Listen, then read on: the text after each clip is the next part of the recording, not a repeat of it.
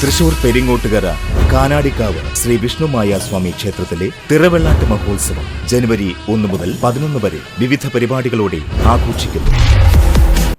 തളിക്കുളം ഗ്രാമപഞ്ചായത്ത് ജനകീയാസൂത്രണ പദ്ധതിയുടെ ഭാഗമായി കോഴി വിതരണം നടത്തി. പഞ്ചായത്ത് പ്രസിഡന്റ് PI സജിത ഉദ്ഘാടനം ചെയ്തു. വികസന standing committee chairman AM Mehboob അധ്യക്ഷനായി. ഒരു ഗുണഭോക്താവിന് 45 ദിവസം പ്രായമുള്ള 10 കോഴിക്കുഞ്ഞുങ്ങളെയാണ് വിതരണം ചെയ്തത്. ആദ്യഘട്ടമായി 150 ഗുണഭോക്താക്കൾക്കാണ് കോഴിക്കുഞ്ഞുങ്ങളെ വിതരണം ചെയ്തത്. മുട്ട ഉൽപ്പാദനം വർദ്ധിപ്പിക്കുക, വനിതകളെ സാമ്പത്തികമായി സ്വയം പര്യാപ്തരാക്കുക എന്നീ ലക്ഷ്യങ്ങളോടുകൂടിയാണ് പദ്ധതി നടപ്പിലാക്കുന്നത്.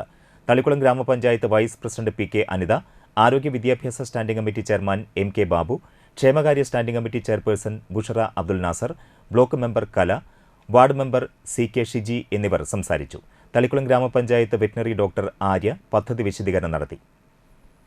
നമുക്ക് ഇത്തവണ ഇപ്പോൾ നൽകിക്കൊണ്ടിരിക്കുന്ന നമ്മളെ ബാനറുകളിലും ഇതിലൊക്കെ നിങ്ങൾ പ്രത്യേകം ശ്രദ്ധിച്ചിട്ടുണ്ടാകും. കോഴി വിതരണം ആദ്യഘട്ടം എന്നാണ് നമ്മൾ എഴുതിയിരിക്കുന്നത്. ഇതോടുകൂടി അവസാനിക്കുന്നില്ല എന്നാണ് അർത്ഥം.